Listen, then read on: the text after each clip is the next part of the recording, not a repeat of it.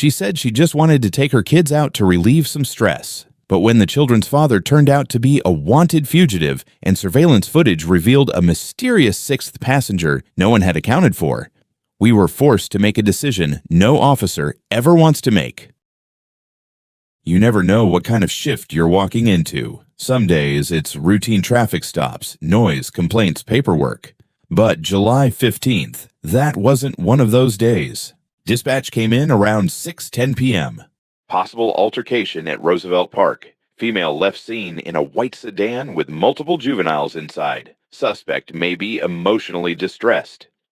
The words emotionally distressed always make me tighten my grip on the wheel. That usually means someone's about to snap, or already has. I spotted her less than 3 blocks from the park, coasting down a residential road slow, but not steady. The car kept drifting slightly to the right, like the weight of the world was pressing against the steering column. I flipped on the lights. She didn't run. She pulled over right away. No hesitation. That's not always a good sign. As I approached the driver's side, the first thing I noticed wasn't her. It was the noise. Kids. A lot of them, crying, shouting, coughing, all coming from the back seat. Then I saw her. She looked about 23. Black woman.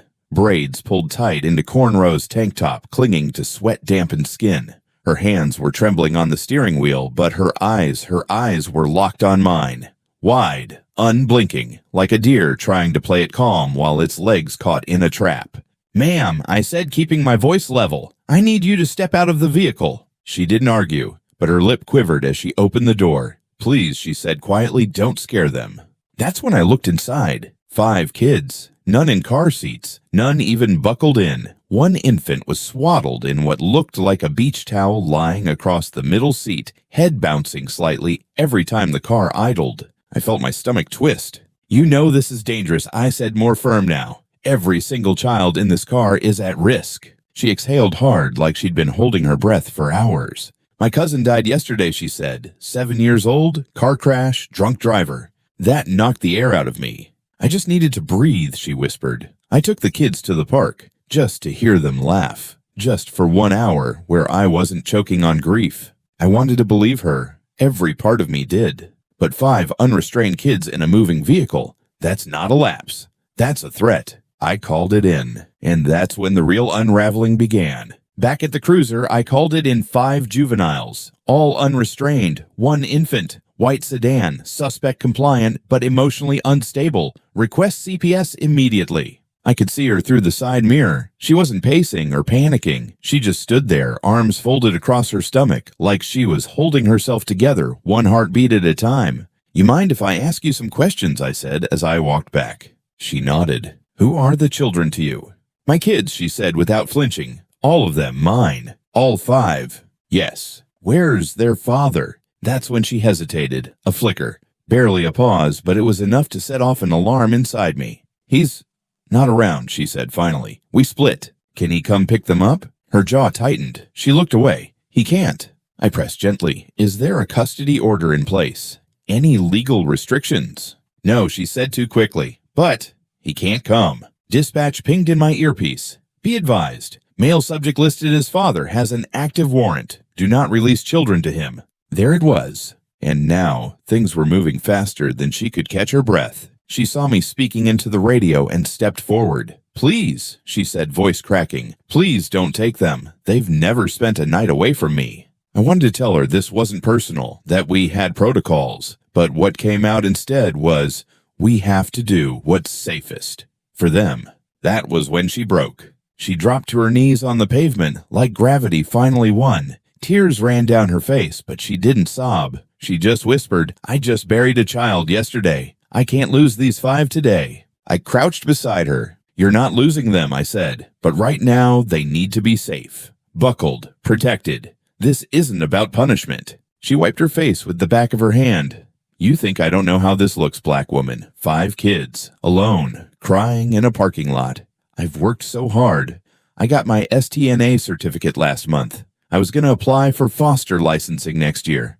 I'm trying." I believed her, but belief doesn't change what the Bodycam sees. CPS was en route. The clock was ticking, and as I stepped away to brief the arriving unit, I heard her whisper something I didn't expect. "Just let me kiss them. one more time before they forget what I smell like. By the time CPS arrived, the heat was rising off the pavement like steam from a kettle. The kids were outside, now seated on the curb with bottles of water coloring books from my cruiser's trunk and wide, worried eyes. The youngest, just a few months old, was in the arms of a CPS worker, finally cradled in a proper infant carrier. The two middle kids were too quiet. The oldest, a boy around 10, kept glancing between his mother and the social worker, like trying to solve a math problem no one had taught him yet. Their mother. She stood still, stiffer than the brick wall behind her. Her hands trembled, but she didn't cry anymore. "She can say goodbye," I told the CPS agent. The woman nodded, then turned to her. "You may hug them, but we have to go after that." She nodded, barely breathing. Then she knelt, arms wide. One by one they shuffled toward her. No tantrums, no screaming. Just a desperate silence, as if they knew not to waste the moment. She kissed the baby's forehead. "Mommy's not leaving you. I'm just catching my breath." She hugged the girl in braids. "You're the strongest. Look after them till I get back." She held the little boy with the stuffed dinosaur so tightly I thought he might vanish inside her arms. And then she reached the oldest. He looked at her, hesitated, then asked, "Do we still call you Mom?" That broke her completely. She gasped like the question had been a punch. Tears returned, not the slow kind, but the messy, raw kind that strip you bare in front of strangers. "Always," she whispered, "even if someone else says you shouldn't." I felt a lump forming in my throat. I turned away. And that's when I noticed something. The CPS worker was looking at the car, frowning. "Officer," she called, "there's something under the passenger seat." I walked over, reached under, pulled out a rolled-up hoodie inside, which was a small unmarked pill bottle. Twist. I opened the cap. No label, no prescription, just a handful of pale blue pills. This case just changed again.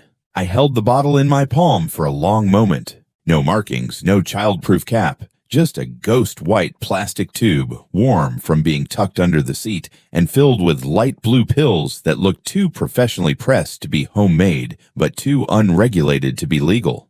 The CPS agent looked at me, eyebrows raised. Could that explain her behavior? Possibly, but it also raised more questions than answers. I waved over my partner. We ran a quick test kit on one of the pills. Not fentanyl, not oxy. Benzodiazepine, high dosage, prescription only, and a dangerous mix with emotional instability, especially while driving with kids. I walked back to her. She was still on her knees, staring at the taillights of the CPS vehicle slowly fading down the block. "You said you just came from the hospital," I reminded her. "Yes," she nodded. "I went to see my cousin's body." "And were you prescribed anything there?" She hesitated. I don't remember. "Because we found this," I said, holding the bottle out. Her eyes flicked to it, and then she did something that stopped me cold. She laughed. Not the kind of laugh you want to hear, not joy, not sarcasm, just release. Like her whole life had cracked, and this was the final echo. "That's not mine," she said. "That was his." "Whose?" She paused. "Then the kid's dad." I blinked. "He's got a warrant. Where is he now?" She looked me dead in the eye. "Probably closer than you think." That was not the answer I expected. Suddenly, the memory flashed back when I approached the car earlier. The back left window had rolled up very slowly, like someone had just ducked down inside. We'd been so focused on her. And the kids. We never searched the entire vehicle. My blood went cold. I called for backup. Weapon drawn, approached the car again. Opened the trunk. Nothing. Opened the back door and found a gym bag. Heavy. Fresh sweat smell. Inside a burner phone, another pill bottle, and an envelope full of cash. Too much cash. Then I heard it. A soft cough. From beneath the blanket lining the third-row floorboard. I was nearly done processing the vehicle for CPS transport when my partner, Officer Daniels, called me over. His voice was low but tight with urgency. "There's something you need to see," he muttered, pulling me to the rear of the minivan. At first glance, it looked like a pile of blankets wedged in the back corner behind the third row, but then the blanket moved. A tiny head poked out. A sixth child. Not registered, not mentioned, not secured. Daniels knelt down. "Hey there, buddy. What's your name?" The boy couldn't have been more than 5. His eyes were red from crying, but he didn't speak, just pointed at the baby carrier up front. "The baby's his sister Daniels," whispered. And get this, he says they live with someone named Uncle D. Uncle D, I repeated. That name rang a bell. I went back to the cruiser and pulled up our internal notes on recent CPS cases. My blood ran cold. Uncle D, short for Divin Maurice Jackson, was a known child trafficker under federal surveillance last year. The name had gone dormant. Until now. I walked back to the mother, who was still in cuffs, now seated in the back of our cruiser, eyes swollen and distant. I kept my voice steady. Ma'am, why didn't you tell us there was a sixth child in the vehicle? She blinked at me slowly. I thought he was still at the house. He was hiding behind the seats, I said. He says you all live with someone named Uncle D. And right there, her reaction gave her away. She flinched. Not the kind of flinch when someone's caught in a harmless lie. It was the instinctive jolt of someone whose deepest secret just got cracked open. I want a lawyer, she whispered. But it was too late. The wheels were already in motion. We radioed CPS for emergency escalation. This wasn't just a case of emotional distress anymore. This was something darker, something worse. And the more we pulled on the thread, the more everything started to unravel. Back at the station, I started going through the mother's documents. Ones she'd insisted made her a certified caregiver. She'd mentioned it over and over. I just earned my STNA. I'm trying to be a foster mom. I wouldn't harm a child. It struck me as odd why bring that up so forcefully unless she needed to sell a narrative. I opened the state's certification database and entered her name. No matches. Not even a pending application. I tried her alias because by now we had 3 names linked to her social security number, all used interchangeably in public records. Still nothing. Then I tried her full name plus the exact STNA certificate number she'd recited by heart during booking. Boom, a hit, but it wasn't hers. It belonged to a 62-year-old woman in Dayton, retired nurse's aide, completely unrelated. So, now we had a 6th unregistered child, a potential connection to a trafficking suspect, 5 unsecured minors, and now fraudulent credentials for caregiving. Daniels looked up from his paperwork. You think she planned this? I paused. No, I said. I think she adapted to it. I remembered the way she cried, not panicked, but calculated, like someone who knew when tears bought time. But then came the part that made everything snap into place. As CPS ran interviews with the children, one of the older boys, probably 8 or 9, slipped and said something chilling. Uncle D said if anyone gets pulled over, we all act like she's our mom. He said it casually, like it had been rehearsed. My skin prickled. She wasn't just a mother who made a reckless choice. She might not even be their mother at all. At this point, everything we thought we knew about her unraveled faster than any of us were ready for. I got on the phone with CPS. Pull birth certificates if you can, and if there's any way to run familial DNA checks, do it. Quietly. The next day, a supervisor from the department walked into our office. She looked pale. I don't think you're going to like this, she said, handing over the lab printout. I skimmed the top line, no maternal match detected. I froze. Which child? She looked at me. All of them. All 5 kids. Not one of them biologically linked to the woman we'd arrested. That changed everything. It wasn't just child endangerment anymore. We were staring down possible abduction identity fraud, maybe even interstate child trafficking. I rushed to the interview room. She sat calm, almost smug. I want a lawyer, she said the moment I opened the door. I haven't said a word, I replied, voice flat. She crossed her arms. Then I guess we're done. But she didn't know what we knew. Not yet. Back in the hallway, a call came in. It was a state trooper from Indiana. They'd been looking for a van matching hers for weeks. Disappearance of 3 siblings from a shelter in Gary. And now, with the kids in CPS care, well-fed, bathed, and slowly beginning to talk, one of the girls finally whispered a name no one had expected. Auntie May says if anyone asks, she's our mommy. But she's not. Our real mommy's name is Clarissa.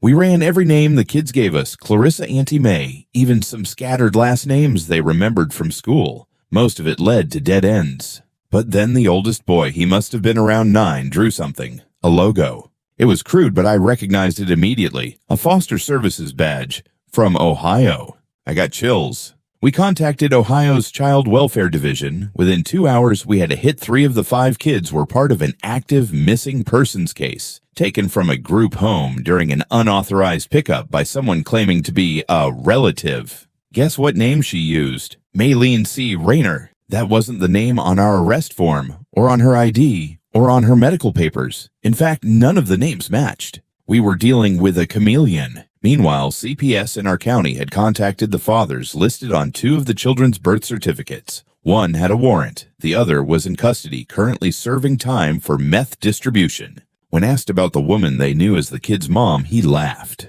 "That's not their mom. That's my cousin's ex-girlfriend. She just showed up with them one day." So now we had 5 kids, 3 states, 4 alias, and 0 biological links between the woman and any of the children. And yet every single one of those kids trusted her. They called her Mama May. Back in the interrogation room, she cracked just slightly. "You don't get it," she whispered, voice shaking. "Their real families don't want them. I do. I gave them birthdays. I taught them how to pray. I saved them from being forgotten." Her eyes met mine, and for a second I almost believed her. Almost. Final note in the report. Suspect now faces federal charges for abduction and false representation. All 5 children are in protective care undergoing psychological evaluation. Investigation remains open in coordination with 3 states.